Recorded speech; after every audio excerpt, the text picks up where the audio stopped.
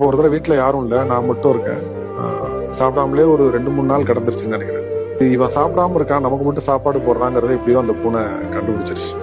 Night பார்த்தா ஒரு பெரிய ஒரு எலிய புடிச்சிட்டு வந்து என் எதிரில நின்றுச்சு. என்ன இருந்தாலும் அது எலி, அதுவும் ரத்தமெல்லாம் இருக்கு. கொஞ்சம் காலெல்லாம் தூக்கி இப்படி மேல வச்சுட்டேன். சரி, அது சாப்பிடட்டும். எப்பவுமே அதை துரத்தலாம் மாட்டேன். அது எதை பிடிச்சிட்டு வந்தாலும் சாப்பிட்ட பிறகு அந்த இடத்த கிளீன் பண்ணிடுவாங்க. ஆனா அது அந்த எலியை சாப்பிடவே இல்லை. எடுத்து என் கால் கிட்ட அப்படி தூக்கி தூக்கி வீசிக்கிட்டே இருந்துச்சு. எனக்கு முதல்ல புரியல. அப்புறம் இன்னொரு தடவை எடுத்து அப்படி ஒரு மாதிரி தூக்கி விசிறி அடிச்சுது. வந்து என் கால் மேல விழுந்தது. அப்புறம் ஒரு மாதிரி வித்தியாசமா கத்துச்சு. என்னுடைய புரிதல் கரெக்ட்னா அது என்ன சாப்பிட சொல்லுச்சு. அதாவது அது தன்னுடைய உணவை என்ன சாப்பிட சொல்லுச்சு.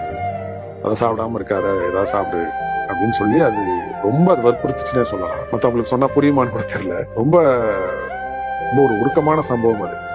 அப்புறம் நான் அது கூட கிட்டத்தட்ட ஒரு 1/2 மணி நேரம் பேச வேண்டியதாயிடுச்சு. இல்ல எனக்கு பசிக்கல, இல்ல நான் சாப்பிட்டுறேன் அப்படி இப்படின்னு என்னென்னமோ சொல்லியுமே அது கேட்கல. அப்புறம் ஒரு தட்டுல கொஞ்சம் சோறை போட்டு, எதிரிலே எலி கிடக்கு இருந்தாலும் கொஞ்சம் சோறை போட்டு எடுத்துட்டு வந்து சாப்பிட்டு முடிச்சுட்டு, நான் சாப்பிட்டேன், இப்ப நீ அதை எடுத்துக்கோ அப்படின்னோன்னா, அதுக்கப்புறம் ஒரு 1 மணி நேரம் அது வெயிட் பண்ணிச்சு. ஒருவேளை அவனுக்கு இன்னும் கொஞ்சம் பசிச்சா அந்த எலி எடுத்து சாப்பிடட்டும்னு அது வெயிட் பண்ணிட்டு தான் இருக்குது. அப்புறமா ஒரு முடிவு எடுத்து அந்த எலியை எடுத்துட்டு போய் அதோட குட்டிங்களுக்கு எல்லாம் அப்படியே கொடுத்துருச்சு.